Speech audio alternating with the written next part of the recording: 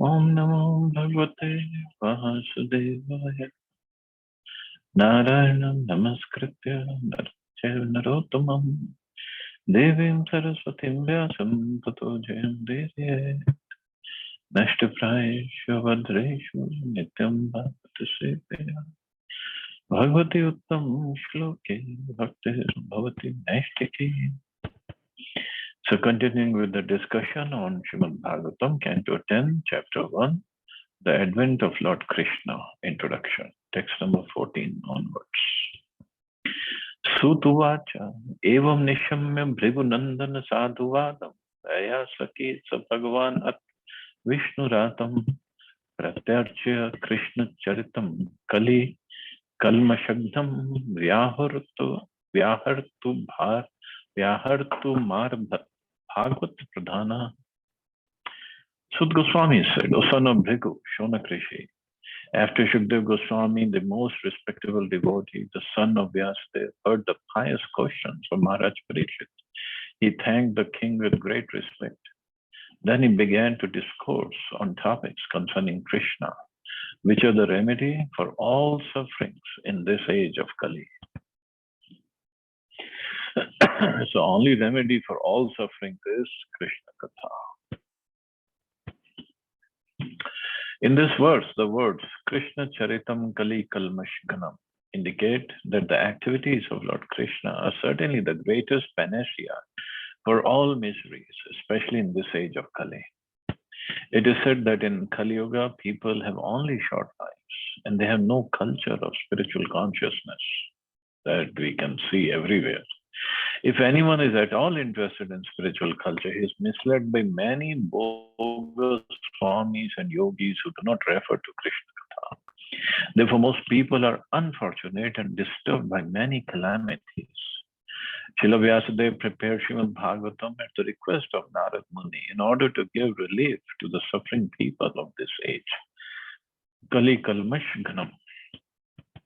The Krishna consciousness movement is seriously engaged in enlightening people through the pleasing topics of Srimad Bhagavatam. All over the world, the message of Srimad Bhagavatam and Bhagavad Gita is being accepted in all spheres of life, especially in advanced, educated circles. So this is the sole purpose of Krishna consciousness movement.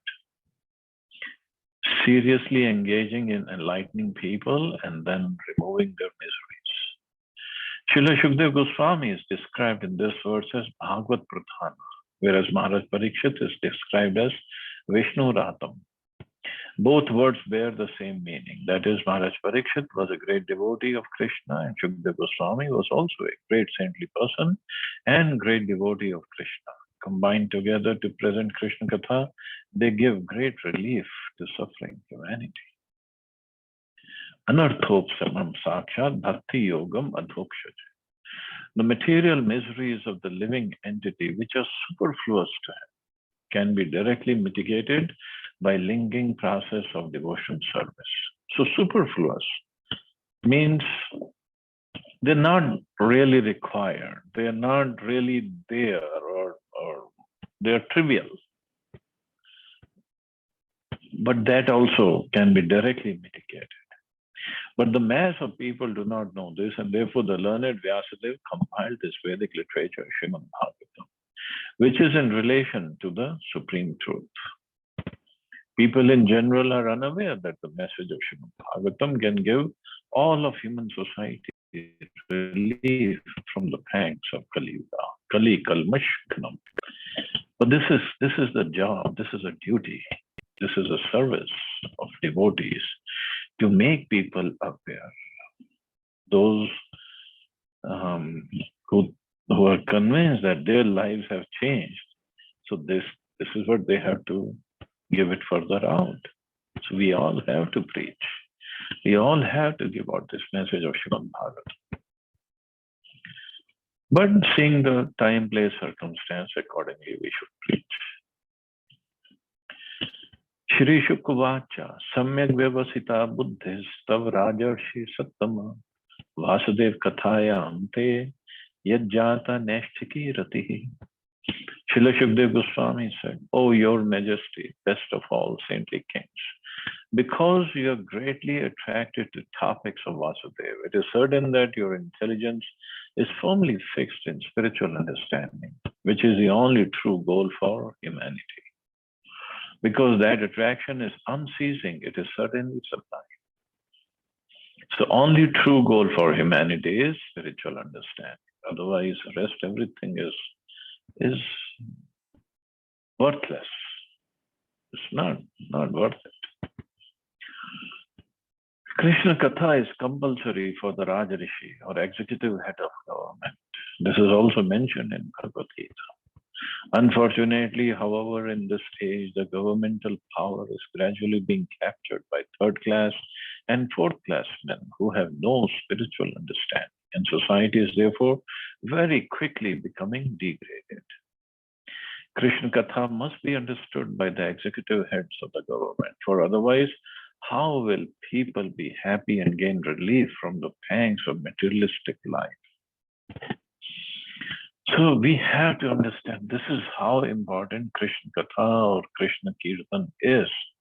This is the only way, not by giving lots of subsidies or by starting many projects to give relief to the people. That's all external actually. Because sooner or later that will fail. Because this is a human tendency, human mentality. They're not happy. We think in India, we don't have proper infrastructure, proper facility for people. So that's why they are suffering. But in America, they have plenty of it. Much more than we need. But still everybody is suffering here also. So there is no end to the greed or the demands of people, and no way any government can fulfill it. Because the real need is what we are missing, is Krishna Katha and Krishna Kirtan. One who has fixed his mind in Krishna consciousness should be understood to have very sharp intelligence in regard to the value of life. Maharaj Parikshit was Rajarishi Sattama, the best of all saintly kings. And Shukdev Goswami was Muni Sattama, the best of Munis. The best. Both of them were elevated because of their common interest in Krishna Katha.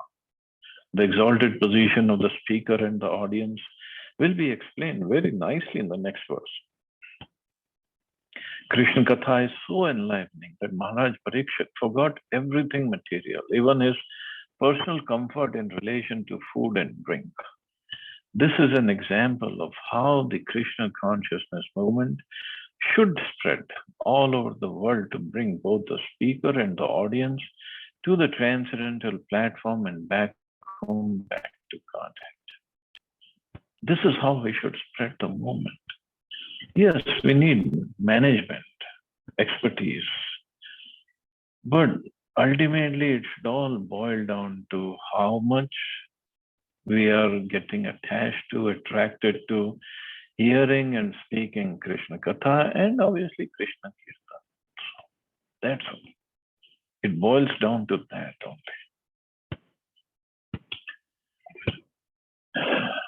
Vasudev Katha Prashna Purushan Strin Punatihi Vaktaram Prachakam Shrotrans Tatpad Salilam Yata. The Ganges emanating from the toe of Lord Vishnu purifies the three worlds, the upper, middle, and lower planetary systems.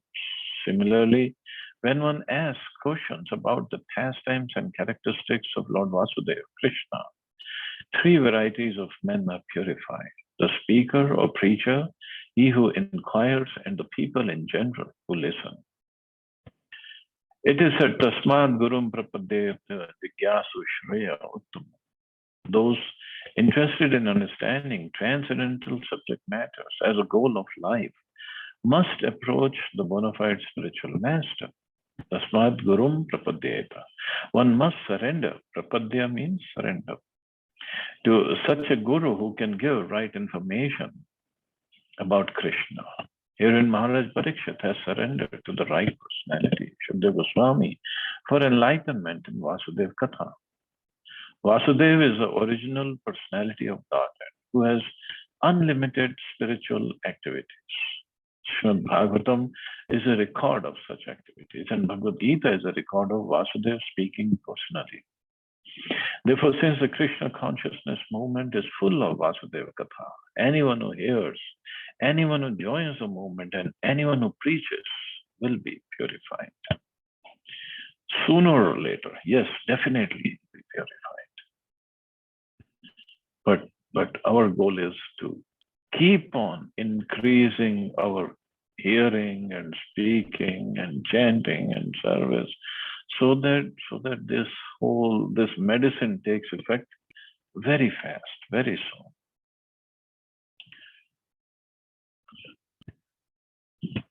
Bhumir dript nrip vyaj daityanish shatayutah akranta bhuri bharena brahmanam sharanam yayo. Now he speaks about the Krishna's birth is coming up, the whole background of why Krishna appeared. Now the whole setting is starting.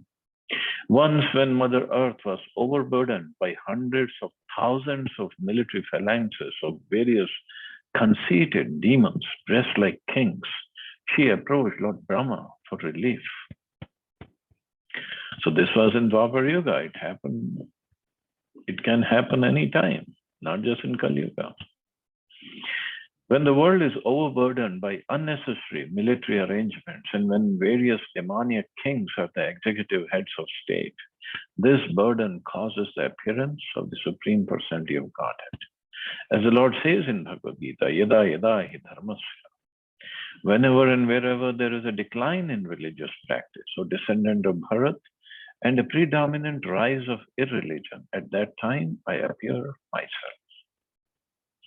When the residents of this earth become atheistic and godless, they descend to the status of animals like dogs and hogs, and thus their only business is to bark among themselves. Prabhupada uses very, very heavy language about the residents of the earth and the executive heads of the states. Their only business is to bark among themselves because they have lowered to the level of dogs and hogs. This is dharmasya glani, deviation from the goal of life. Human life is meant for attaining the highest perfection of Krishna consciousness. But when people are godless and the presidents or kings are unnecessarily puffed up with military power, the business is to fight and increase the military strength of the different states. Nowadays, therefore, it appears that every state is busy manufacturing atomic weapons to prepare for a third world war, which according to Prabhupada, it will happen. Such preparations are certainly unnecessary. They reflect the false pride of the heads of state. The real business of a chief executive is to see to the happiness of the mass of people by training them in Krishna consciousness in different divisions of life. Chaturvarnyam maya srishtam gunakarma vibhagasha. A leader should train the people as Brahmins, Kshatriyas, Vaishyas, and Shudras and engage them in various occupation duties, thus helping them progress toward Krishna consciousness. Instead, however, rogues and thieves in the guise of protectors arrange for a voting system. And in the name of democracy, they come to power by hook or crook and exploit the citizens. And this is happening all over the world. And it used to happen also, maybe not the democracy, but kings were there and they were proud of their power and the army and money they had. They would just fight among themselves. Even long, long ago, asuras, person devoid of God consciousness, became the heads of state. And now this is happening again. The various states of the world are preoccupied with arranging for military strength. Sometimes they spend 65% of the government's revenue for this purpose. 65% of the money they get by taxes, levying taxes, they spend on defense. So they call it defense, but this is to increase the military strength. But why should people's hard-earned money be spent in this way? Because of the present world situation, Krishna has descended in the form of the Krishna consciousness movement. This is quite natural. For without the Krishna consciousness movement, the world cannot be peaceful and happy. So this is the purpose of Krishna consciousness movement. Now there, like Prabhupada commented, that we should not be just sitting in the temple and eating and drinking and sleeping. We should be going out, distributing books, preaching to people, doing Harinam, Sankirtan. This is the topmost activity one can engage in to bring about peace and happiness all over the world. Gaur bhutva shrumukhi khinna krandanti karunam vibho upastitantike tasmai vyasanam samavochata. Mother Earth assumed the form of a cow. Very much distressed with tears in her eyes, she appeared before Lord Brahma and told him about her misfortune. So why the form of a cow? Because cows are very, very dear to Krishna.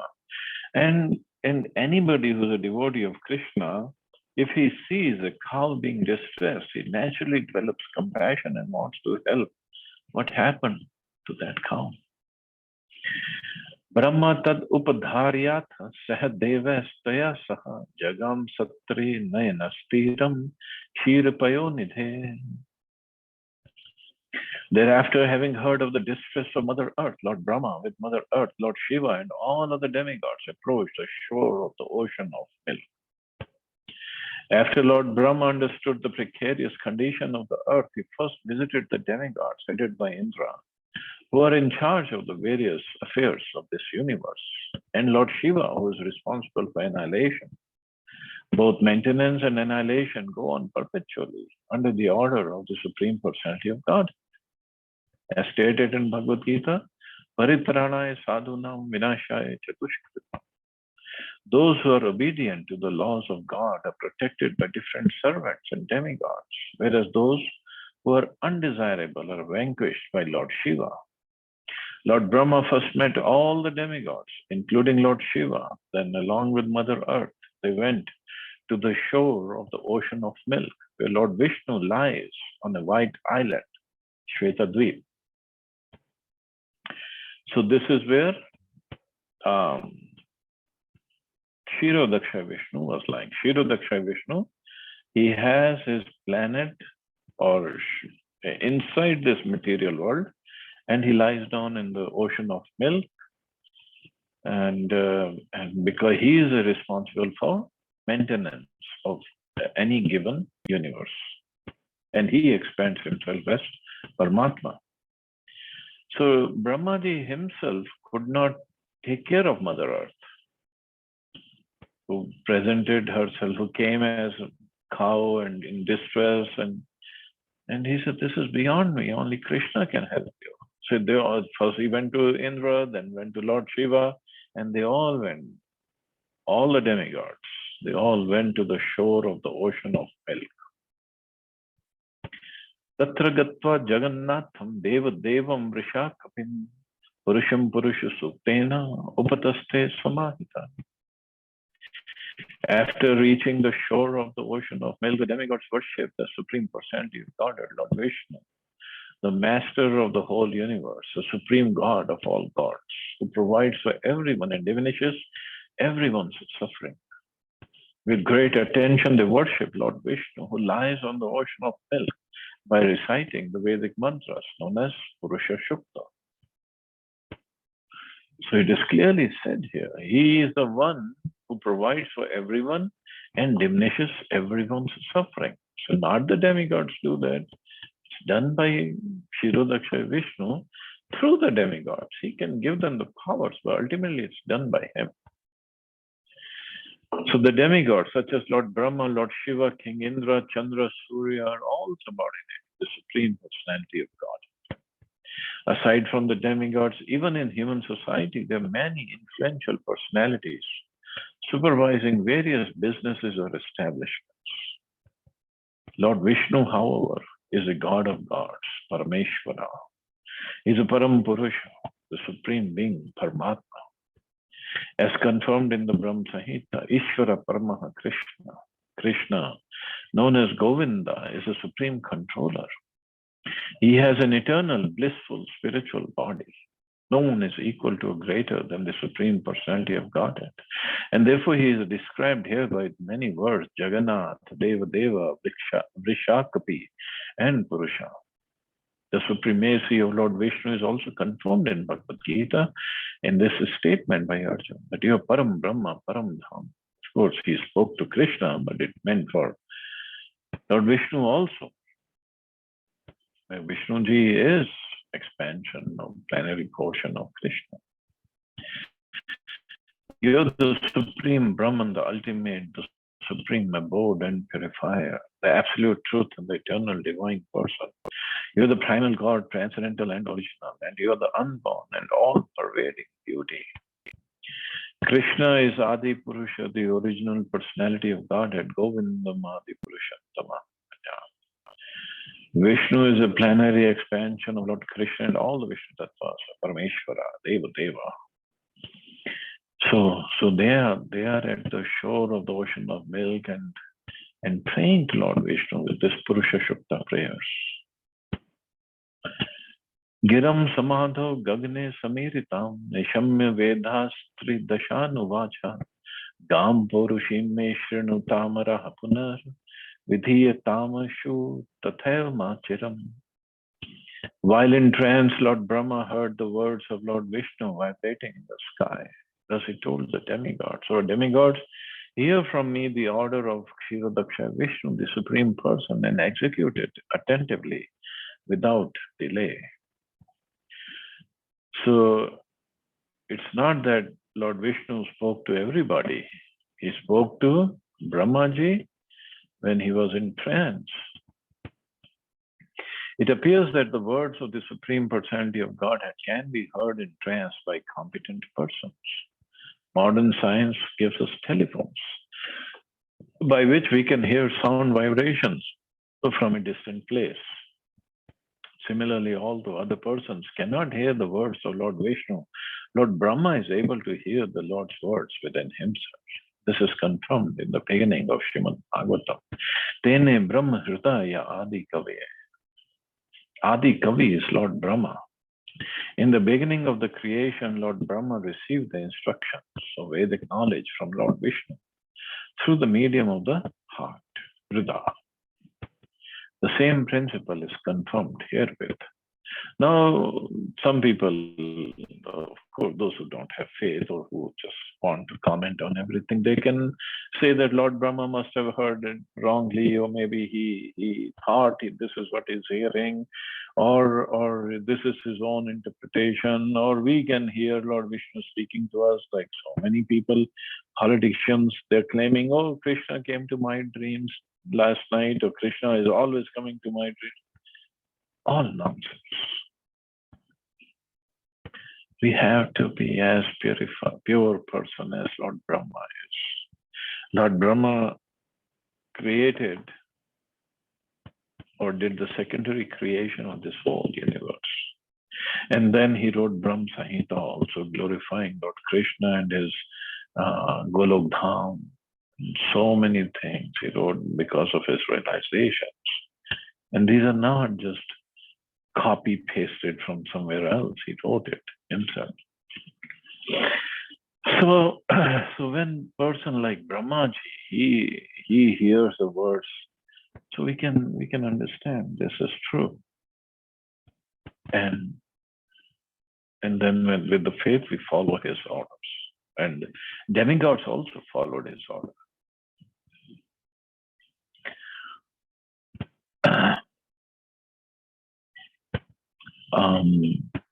Similarly, in the beginning, Brahma first received the Vedic knowledge from the Supreme Personality of Godhead through the core of the heart. In both instances, the same process was used in transmitting the message to Lord Brahma. In other words, although Lord Vishnu was invisible, even to Lord Brahma could hear Lord Vishnu's words through the heart. The Supreme Personality of Godhead is invisible even to Lord Brahma, yet it descends on this earth and becomes visible to people in general. This is certainly an act of His causeless mercy. But fools and non-devotees think that Krishna is an ordinary historical person. Because they think that the Lord is an ordinary person like them, they are described as Mudha. Avajananti mam Mudha, Krishna himself says. Mudha means fools and rascals. The causeless mercy of the Supreme Personality of Godhead is neglected by such demoniac persons who cannot understand the instructions of Bhagavad Gita and who therefore misinterpret them. And they think everybody is like them and everybody should not have faith in God and this is all made up stories. When somebody I was preaching to, he said, did God made man or man made God? Because according to them, these are all man-made stories for the proper running of the society. So nonsense. All the scriptures are coming from Krishna and he himself appears to bestow his causeless mercy on all of us. But those who don't have faith, of course, we don't take out swords and guns to kill them. So this is where preaching comes in. So we have to preach. We have to preach. There is no other option. So I guess I'll stop here. See anybody has any questions or comments.